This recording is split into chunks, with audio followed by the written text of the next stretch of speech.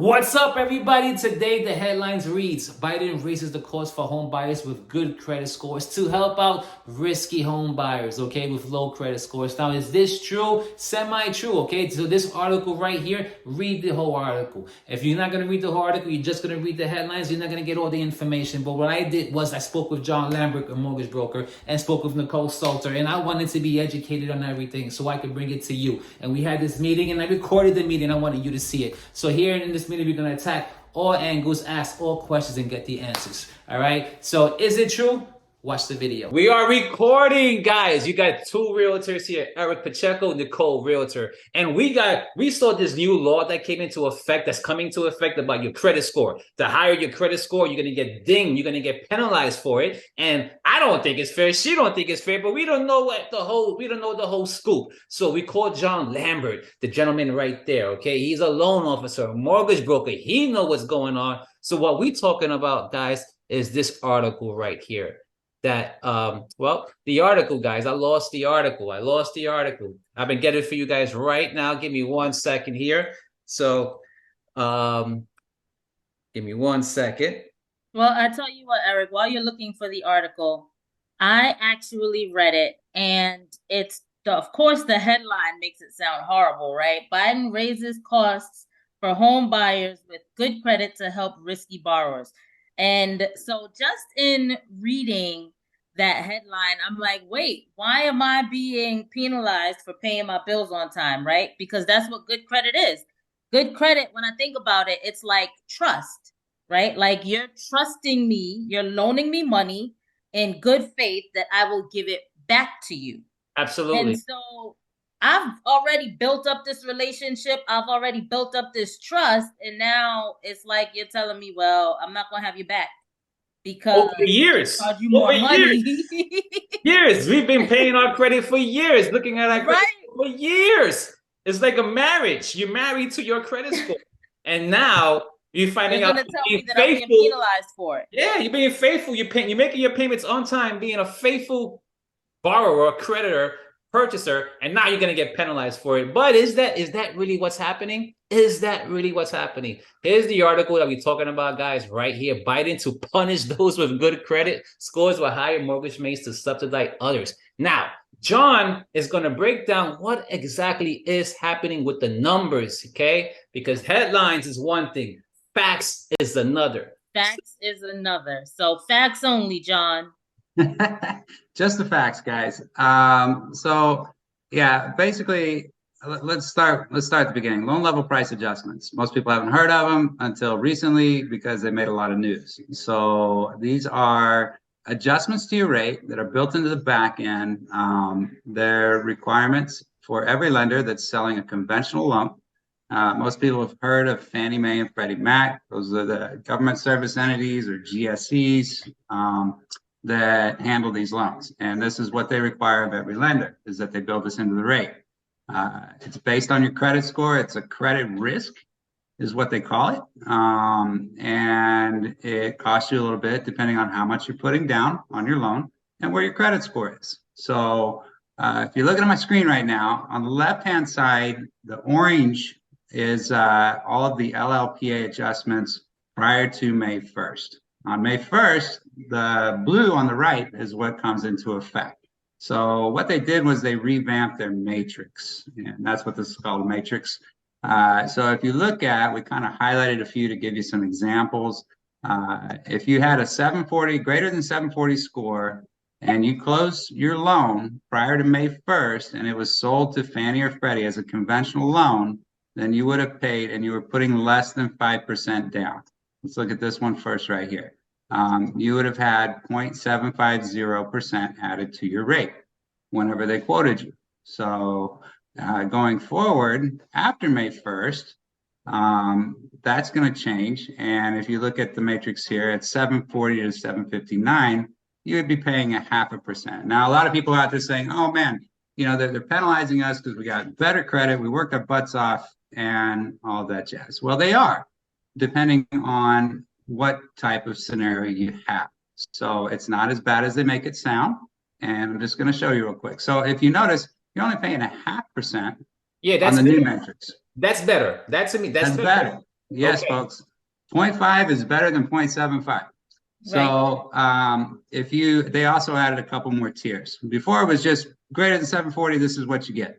Now, if you're 760 to 779, if you're greater than 780, then it actually discounts you a little bit more. It rewards you. So we Where got it two more comes, levels, two more new levels for the for the new borrower. correct. Okay. Yes, that is correct. So that's point number one. There are higher pricing. Let's look at a little bit less than 20% down. Well, before over here, a little less than 20% down, you'd have paid 1/4%.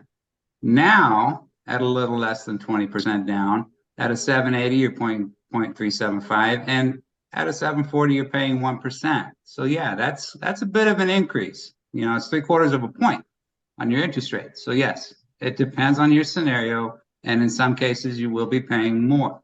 So is that a penalty? Are they trying to subsidize, you know, folks with a lower credit score? Potentially, I don't know. There's a lot of political and Eric, you know, a whole lot of sensation behind this. What it boils down to is when you go to price out your rate, is it affordable to you and does it make sense? Or once again, folks, this is just conventional loans. So FHA just reduced their mortgage insurance that they charge. They made them more competitive. So that's an option that you want to talk to your lender about. Is FHA better right now? It depends on what you're doing. It depends on your scenario. So Eric, real quick, on the flip side, if you have a lower credit score, then it's not going to cost you as much to get your home on your rate. They reduce those. So if you look at these lower numbers, like let's say 640 to 659, and you're doing less than 5% down. It's 2.75% on the old, Okay. is what you would be paying. And 640 to 650, 659 on the new, it's 1.875. So that's a significant decrease for folks that are out there trying to buy a home. So, and typically, you know, with a lower credit score, what we see is folks don't have as much money saved. Otherwise, they would have paid off more debt and raised their credit score. It's simple economics, folks. So what they are trying to do is encourage people that have had a tough time getting a home before, help them get into a home. So a couple other things. When you're in this range, 640, 659, 660 to 679, generally folks in that range would go with an FHA loan just because it's a lower rate. There's not as many, you know, fees potentially. It saves them some money. So I think part of what's behind this is Fannie and Freddie, the GSEs are trying to be more competitive and take a little bit more of that market share back from FHA for these specific loans. Hence, that's why it's a little bit cheaper. So is it really going to kill you as a 780 score? No. In fact, you're going to save some money on some down payment scenarios. So what you just said is that the conventional mortgages, the banks, Fannie Mae and Freddie Mac, they're trying to reach into the pot into this pool of the lower credit scores, the lower buyers, right? And they're trying to say, hey, this is another option for you with these lower charges on their rate. That's yeah, because Eric, typically before, I mean, when I see somebody with a score that's 660 to 679, the first thing I'm looking at is FHA. Of course, I'll compare the two. It really depends on their scenario, their debt ratio, things like that. That's a whole other discussion. There's some more stuff coming down the pipeline potentially for debt to income ratio and loan level price adjustments. It's causing a lot of concern right now. They're fighting it. So we'll see if that happens. And if it does, we'll do a video on that as well. The other thing I want to let people know is Fannie Mae and Freddie both have a first-time homebuyer program. It's called Home Possible and Home Ready. And what they base that off of is how much you make. So with down here at the bottom of my screen, you'll see this is Hillsborough County, Florida. They base it on the area median income. And the area median income for Hillsborough County at 100% is $82,100. So if you're a first-time home buyer and you make less combined income between you and your spouse or just you or whoever's going on the loan, if you make less than $82,100, none of this applies to you. Doesn't matter what your credit, you could have a 780 credit score, it doesn't matter. You will not get a loan level price adjustment because they're waived. If you make 80% to the area median income, then that's 65,680. then you qualify potentially for the Home Ready or the Home Possible program. Once again, no loan level price adjustments when you're in that scenario. So I think the takeaway from this, guys, is get with your mortgage lender, talk to them. Now you're aware of loan level price adjustments. Most people weren't before they got popular a few days ago, whenever all this came out. So now you can talk to them and you have a little more knowledge. And you can ask them questions and have them compare and see what's going to be the best scenario for you. Back to you guys. So Questions? I have a question, John. Do you see more, which one do you see more of, FHA or conventional loans? Honestly, I see about a mix of probably about 50-50 for my business. So it really depends. You know, we're looking at more things than just your credit score. We're looking at your debt. FHA is a little more flexible on your debt to income ratio, so we can work with that a little bit more on an FHA. With them, you know, with the adjustment to the mortgage insurance that just happened recently, bringing that down, the cost of that down, it's making it more favorable for some folks. But, you know, me personally, I like to lay out all the options and say, all right, this is what it's going to cost you if you go conventional, and this is what it's going to cost you if you go with FHA. And here's the good stuff and here's the bad stuff for each one. So, you know, with conventional, after your home has at least 20% value in it, you don't have to pay mortgage insurance anymore. With FHA, depending on how much you put down, you're going to pay mortgage insurance for the whole loan, the life of the loan, 30 years or 11 years, depending on how much you put down. So there's good and bad to both. And you really want to find somebody that knows the differences and can look at your particular situation. Yeah. Okay, I have one more question. How Sure. many, or I should say, which is more popular? People putting down closer to 20% of a loan, or people putting down closer to 3.5% of a loan? Most of the people I get say, how much assistance can I get? And we do down payment assistance, of course. Yeah, I don't want to spend any money on loan because I got to buy furniture and everything else for my new house. You know, I've been renting for years. I don't have any of this stuff, and I want to make, you know, so a lot of times, but we do have folks that save their money. Good job, guys. And that helps them out in the long run, because here's the other thing, folks. If you have a lower credit score and you're putting less down, you're going to pay more. Look at the difference. 640, you're paying 2.25, and 780 for the same amount of down payment, you're paying 0.375. So yeah, so you end up paying more based on your credit score and also your down payment. So I always recommend save your money, make sure you have enough and you're ready. But you know, sometimes people get in scenarios, and here in Florida, rent is expensive, guys. It's not cheap. So it makes more sense to buy, even if you don't have all the money saved, and we can work with them on that. So do you see this being a problem in the future? Like, does this apply to people that had a hard time paying $25 a month, which is the minimum required on a regular credit card, right?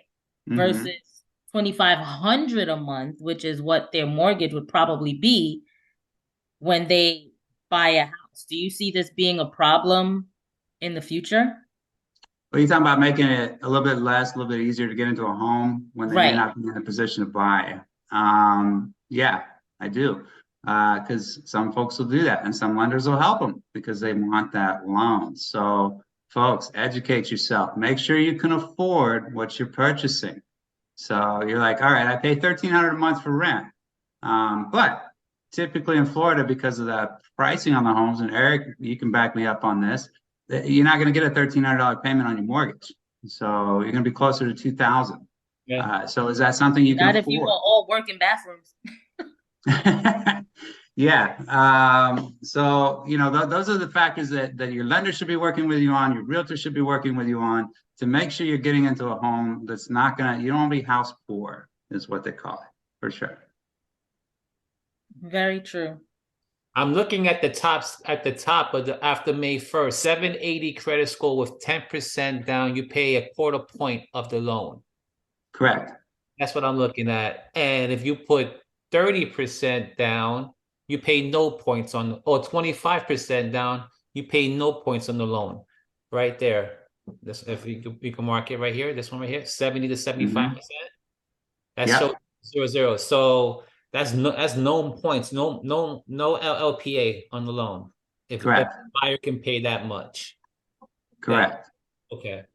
Just Yep. wanted to see. So we got 1, 2, 3, 3 scenarios now where you can do that. Before there was just one scenario, 60% down. Yeah, if you did 30% down or 25% down on the old scenario prior to May 1st, you're paying 1/4%. So, and even on 39.99% down, you're paying 1/4%. Whereas now it's 0. So in some cases it's helped and it's lowered what you're going to pay. In other cases, it's increased what you're going to pay. So are they right? Yeah. Yeah, some of it's going up, guys, but these are the facts, just so you know. It's good Which for the line would you say is your median line that you would work with, John? Which credit score line? What credit scores do we see? Yeah. I mean, I'm sure you Typically, see all, but like, which one would yeah. you say is the most that comes across your desk? The majority of what I see right now today is somewhere between 660 and I would say 720 to 740. And So that you would be don't see a considered lot like over a that. You don't medium see to a, good credit score. what's that? That would be considered a medium to good credit score. Correct. Yes. Yes. I mean, the rule of thumb, the standard has been, all right, there's 680 or higher score. Let's look at conventional. Below 680, maybe FHA because it might be better. Things are shifting. And since that's what you see, most of those buyers, 660, that's what the goal is for Fannie Mae and Freddie Mac, that to get these buyers at 660, to have them see another option. That's their goal. Yeah, it's market share. I mean, these guys are for-profit companies. The CEO gets that huge bonus, you know, when he brings in more market share and they make more money. Their investors are happy. So, you know, it's not a government agency like FHA and VA and USDA. So, yeah. I think from my perspective, it's going to help a lot of buyers get homes, and they just have to hopefully be educated in what they're buying and be able to maintain their home and understand the risk for a buyer. Yes. And pros, I see pros. I see pros for buyers. Everybody will have a shot to get the home. It's unfortunate that it has to be for somebody who's worked so hard on their credit score, but you do have some pros for you as well. You're gonna have a chance to get a more opportunity to get 0 points on the loan, up to 25% down. You still get your 250, your 1/4 point paying on your loan for 10% down and 5% down. So if you're at 740, 745, then the question is, how can you get higher, right? Right. Yeah. How can we get to 760 and 780? So if that's a buyer at 740 who's used to those old perks, or his friend got those old perks and he wants these perks, and then for him it's okay, how do I get to 760 so he can get these same perks? Correct. Right. So these are the facts, right? Don't just go by the headlines. These are the facts. Nicole, these are the facts. Nicole, you got your info. I got my info. I appreciate this card in front of me. Definitely educates me. I think every buyer should get one of these so they can learn about the LLPA. If they want to buy a house, you should get in depth with what you're buying. Learn everything you can. Be the educated buyer that you should be. This is myself and Eric and Nicole. If you want to list out your information as well. It just popped up right there. It's on the side of the screen. It's going to pop up. There it is. It's popping up. There she is right there. Don't worry about it. I'm going to put it in there. Perfect. Okay. Guys, thank you for joining. I hope this was helpful. And don't just read the headlines, read the whole article. If you don't want to read the whole article, then text me, DM me, and I will bring the article to your Instagram and to your Facebook with John and Nicole. All right. Thanks, guys. so much, Eric. This was great. Very informative. Thanks, John. Thanks, John. Thank you, Nicole. You bet.